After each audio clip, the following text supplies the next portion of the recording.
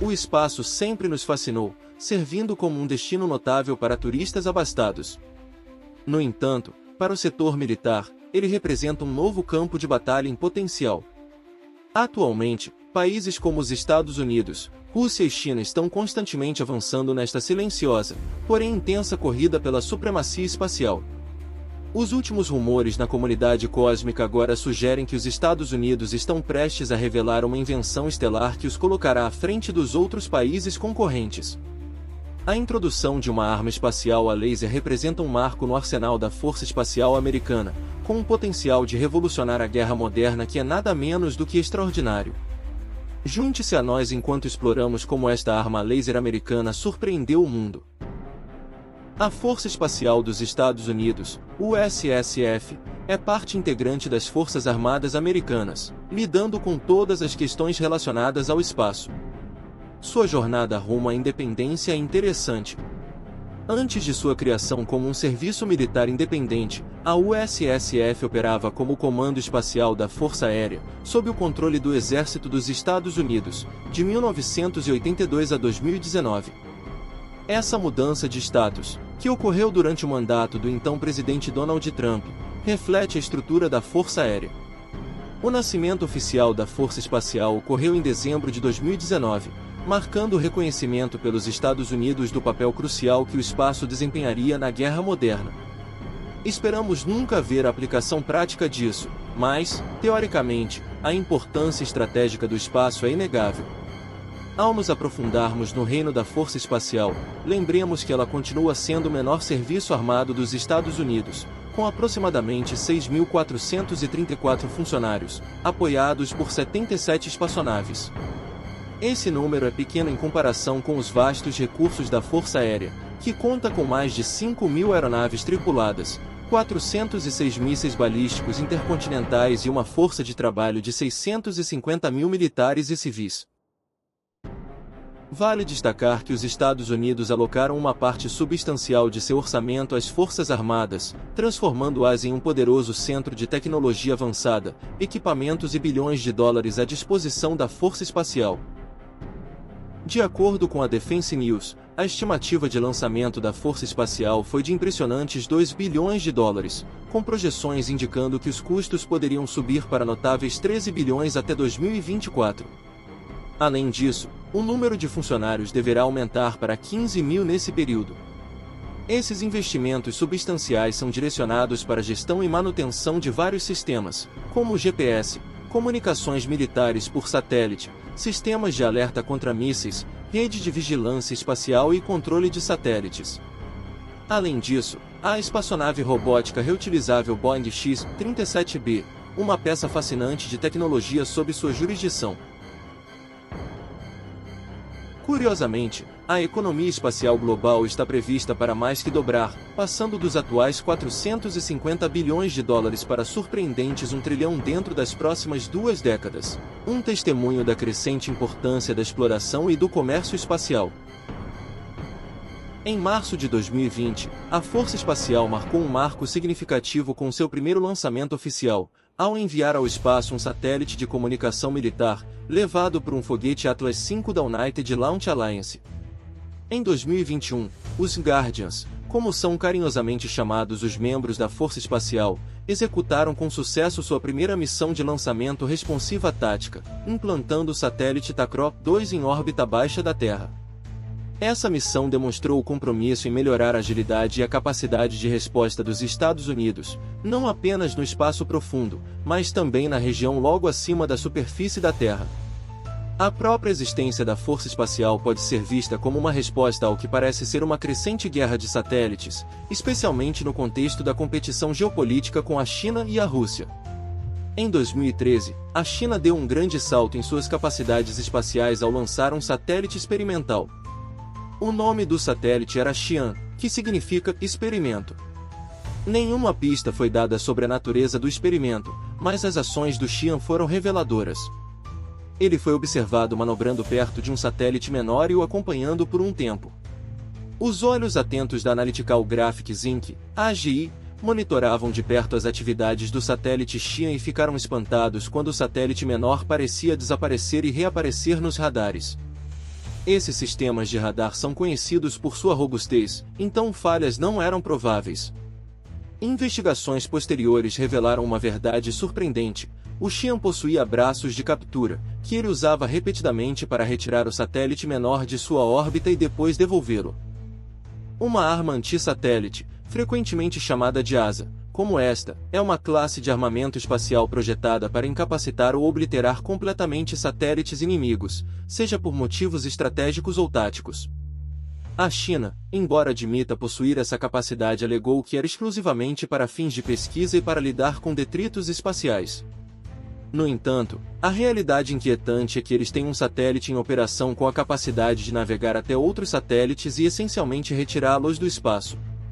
Antigamente, os interesses militares se concentravam principalmente nas constelações orbitais de satélites. No entanto, os desenvolvimentos contemporâneos levaram essa esfera ainda mais longe, com milhares ou até milhões de elementos cruciais entrelaçados na infraestrutura civil de nações altamente avançadas.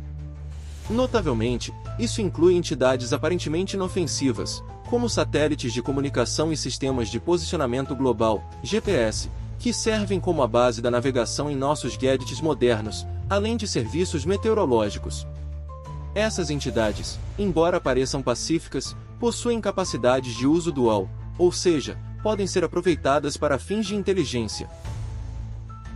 E essa dualidade não passa despercebida pelas potências militares avançadas.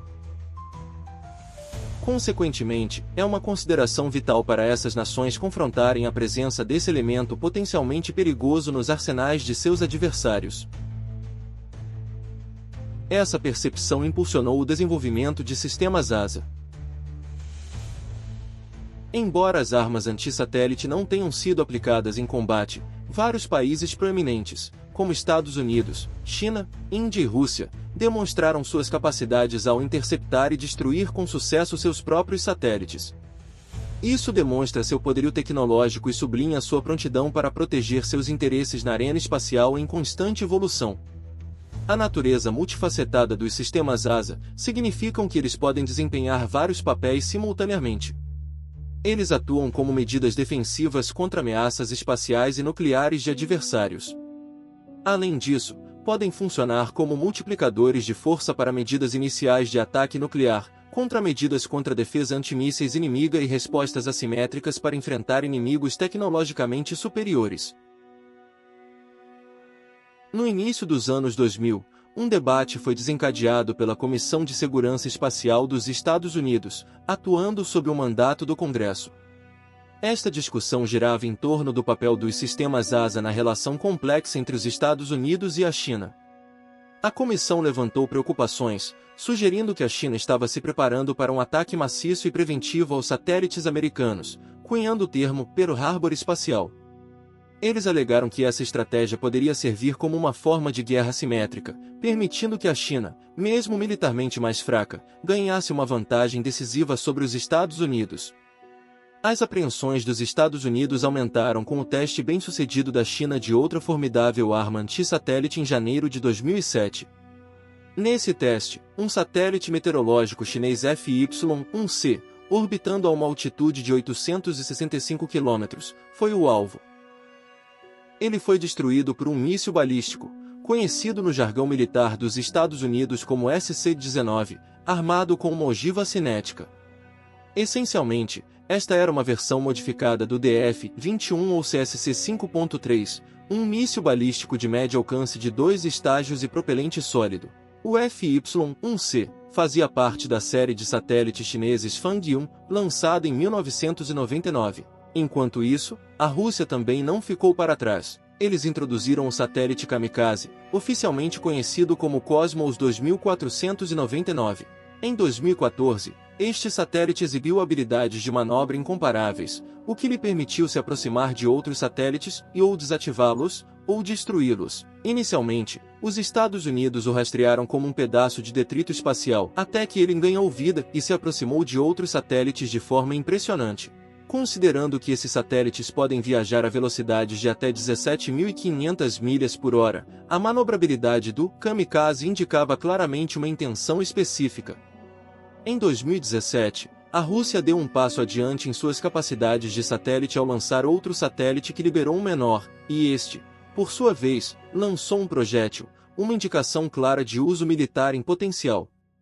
Tais ações, compreensivelmente, perturbaram os Estados Unidos, que não estavam dispostos a serem meros espectadores. 2 anos depois, em 2019, a Rússia revelou o satélite Boneca Russa. Este novo satélite podia habilmente se aproximar de outros satélites em órbita, realizar vigilância, implantar um satélite menor e, em seguida, lançar um projétil. Em um incidente, o Boneca Russa se aproximou desconfortavelmente de um satélite americano, o que levou a queixas formais aos russos. Não é de se surpreender que o nascimento da Força Espacial tenha ocorrido no final daquele ano. Os Estados Unidos dependem fortemente de satélites para diversas funções críticas. Até hoje, eles possuem impressionantes 1.897 satélites em órbita, enquanto a China segue com 412 e a Rússia com 176. Esses satélites são indispensáveis para monitorar ameaças, auxiliar na navegação terrestre, aérea e marítima, vigilância, comunicações, detecção de mísseis, orientação de mísseis e uma série de outras tarefas essenciais. Paradoxalmente, eles flutuam no espaço relativamente desprotegidos.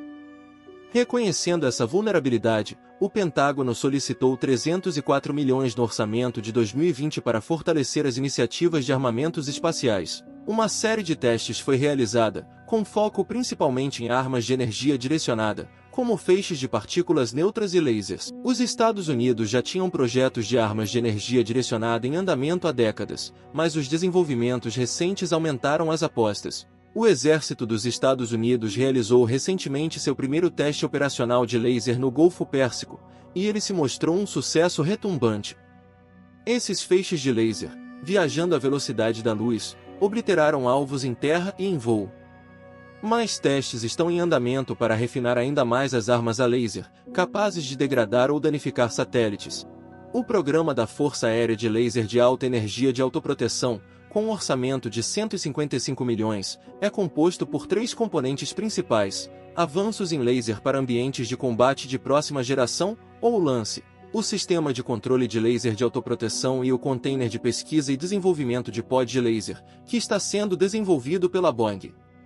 O Exército está interessado em selecionar a opção mais econômica, competente e eficaz que cumpre a tarefa. Não é surpresa que os militares estejam explorando esse campo de armamentos. Lasers têm várias vantagens que os tornam altamente atraentes para o uso militar, operam na velocidade da luz, são incrivelmente precisos e oferecem um baixo custo por disparo, com munição virtualmente limitada.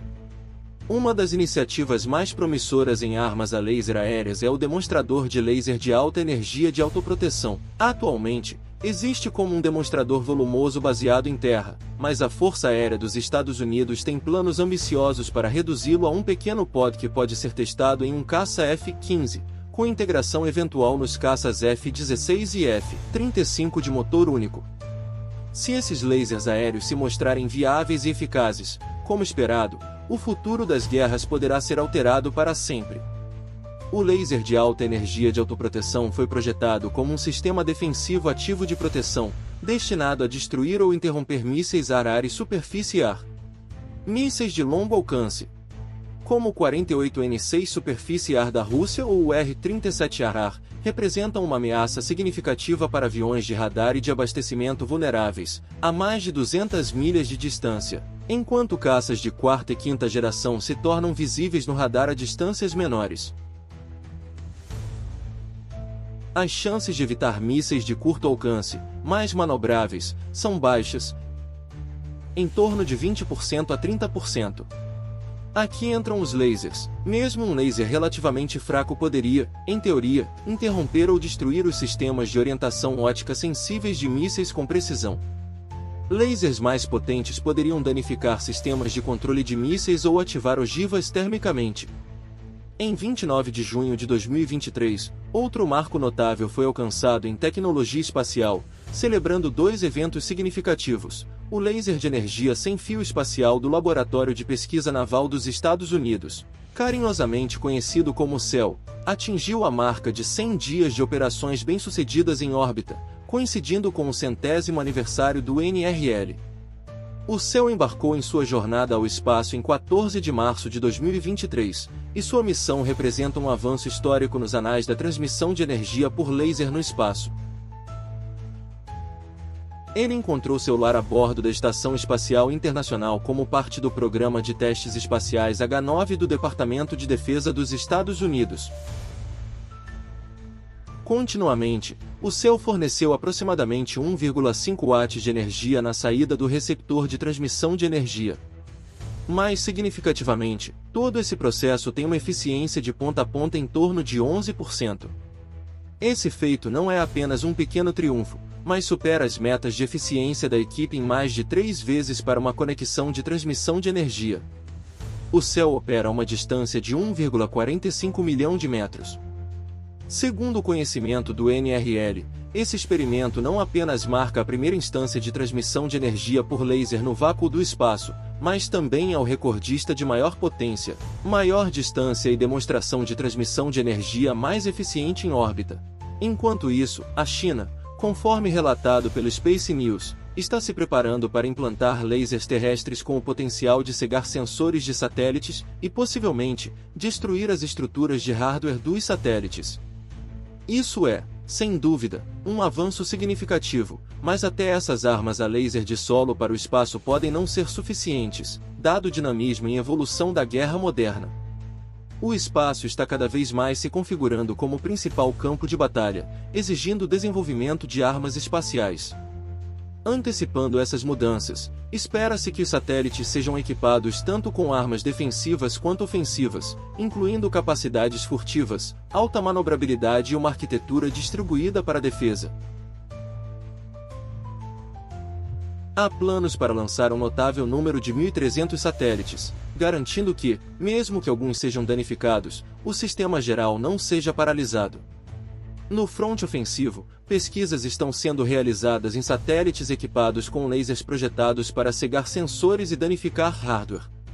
Embora tenhamos feito progressos notáveis com lasers na Terra, no espaço é um jogo diferente devido às condições vastamente distintas. Um dos principais desafios do uso de armas a laser no espaço é a questão da energia. Os lasers exigem uma quantidade significativa de energia para gerar e manter os feixes de alta intensidade necessários para uma arma eficaz. No espaço, as fontes de energia podem ser limitadas, e transportar suprimentos de energia volumosos para a órbita é uma tarefa complexa e cara. Isso levanta questões sobre a viabilidade de manter uma fonte de energia contínua para armas a laser. Outro desafio substancial é a transmissão de feixes de laser no vácuo do espaço. Diferente da atmosfera da Terra, onde pode haver partículas e moléculas que interagem com o laser e criam um feixe visível, o espaço é essencialmente vazio, o que faz com que o feixe de laser não seja visível, dificultando a tarefa de mirar e rastrear objetos com precisão. Além disso, em longas distâncias, o feixe de laser pode se dispersar, tornando-o menos eficaz. Esses satélites também viajam a velocidades altíssimas, chegando a 32.000 km por hora, tornando os alvos incrivelmente difíceis. Para que uma arma a laser seja eficaz, ela precisa travar com precisão no alvo. Rastrear e mirar objetos em movimento rápido requer sistemas sofisticados e de resposta rápida. No entanto, vale ressaltar que esses são desafios gerenciáveis. A Rússia já desenvolveu sua espaçonave Polius, capaz de carregar um laser de dióxido de carbono de megawatts, o laser de onda contínua mais poderoso disponível hoje.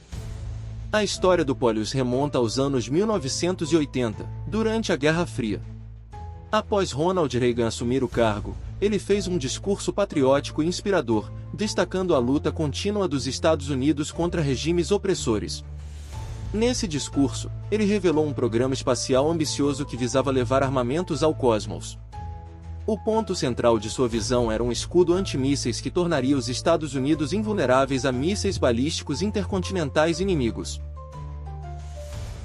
Esse projeto grandioso logo adquiriu o apelido, um tanto irônico, de Iniciativa Star Wars. Enquanto isso, do outro lado da cortina de ferro, o líder soviético Mikhail Gorbachev buscava a paz no cenário internacional e instou Reagan a reconsiderar esse caminho, mas o presidente dos Estados Unidos permaneceu firme. Em uma reviravolta irônica, oficiais soviéticos encorajaram Reagan a seguir com seu programa de mísseis, esperando reforçar a necessidade de uma iniciativa semelhante do lado deles. Gorbachev eventualmente aprovou uma iniciativa ainda mais ambiciosa. O ponto central desse empreendimento era a espaçonave Polyus-SK, ominosamente apelidada de Estrela da Morte Vermelha. Ela foi projetada como um sistema de laser espacial destinado a liberar seu poder de fogo contra potenciais adversários em caso de conflito. O mundo observava enquanto a possibilidade de uma nova dimensão de guerra, a era Star Wars, pairava no horizonte.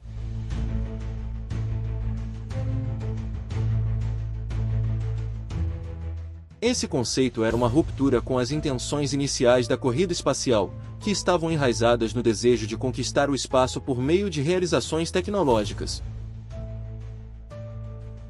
O projeto tinha uma semelhança impressionante com o programa Star Wars americano, mas com objetivos distintos em seu núcleo. O Polyus-SK visava contrariar os sistemas de defesa antimísseis americanos, usando um avançado laser de dióxido de carbono de megawatts, como revelou o historiador espacial soviético A.S.F. Siddiqui, durante uma entrevista com Duane Day, da Air and Space Magazine. A União Soviética investiu recursos em 2 grandes estudos de pesquisa e desenvolvimento durante o final dos anos 1970 e início dos anos 1980. 2 conceitos intrigantes surgiram desses esforços: o SCIF, um canhão a laser em órbita, e outra arma chamada Cascade, projetada para neutralizar satélites inimigos lançando mísseis de outra espaçonave em órbita. Em meados de 1984, a Energia, uma corporação espacial soviética proeminente, apresentou uma proposta ao Kremlin. Eles sugeriram empregar o SCIF equipado com laser e a plataforma de mísseis guiados Cascade como componentes de um sistema integrado. Para alcançar isso, eles reaproveitaram uma estação espacial existente. Os engenheiros soviéticos inicialmente consideraram integrar um projeto de laser massivo e potente da empresa astrofísica. No entanto, esse design se mostrou grande demais para ser acomodado pelos foguetes existentes. Consequentemente, adotaram a proposta da Energia e utilizaram o laser mais compacto do SCIF. Essa escolha abriu caminho para o nascimento do projeto Polyus-SCIF. O nome Polyus significava Polo Norte em russo, enquanto SCIF fazia alusão aos Cianos, uma antiga tribo guerreira da Ásia Central. Embora esse projeto tenha eventualmente falhado, seu desenvolvimento levantou a perspectiva de armas do espaço para a Terra, uma noção tão intimidadora quanto parece. No entanto, atualmente não sabemos se existem tais armas, mas a probabilidade é grande. Existe um tratado internacional que proíbe seu uso. Esse tratado é totalmente razoável, considerando as possíveis consequências de armamentos baseados no espaço. Porém, infelizmente, sabemos que tratados internacionais não são totalmente respeitados. Até mais, exploradores do universo.